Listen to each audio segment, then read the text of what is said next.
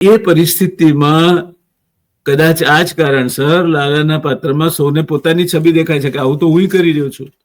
આધિ વ્યાધિ અને ઉપાધિના તાપમાં પીસાતો માણસ સાવ હતાશ થઈને પડી ભાગે તે પહેલા એને લાલો પિક્ચર જોવા જેવું છે.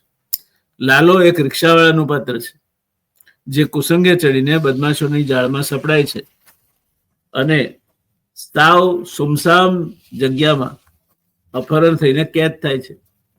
બરાબર અહીંયાથી ધીરે ધીરે એનો પોતાની જાત સાથેનો સંવાદ શરૂ થાય છે. એવું કહેવાય છે કે threat to the life is the greatest motivator. માણસના સામે જ્યારે એની જિંદગી, એનો જીવ જવાની વાત આવે, એની જિંદગી સામેનું એના અસ્તિત્વનો સવાલ આવે ત્યારે ભલભલા લોકો 12મા માળેથી કૂદી પડે છે અને સળગતી આગમાં દોટ મારીને પણ બહાર ઝંપલાવે છે. એટલે આવા સમયે ધીરે ધીરે સુખે સાંભળે સોનું, દુઃખે સાંભળે રામ, ધીરે ધીરે લાલો દુઃખમાં શ્રી કૃષ્ણને શરણે જાય છે.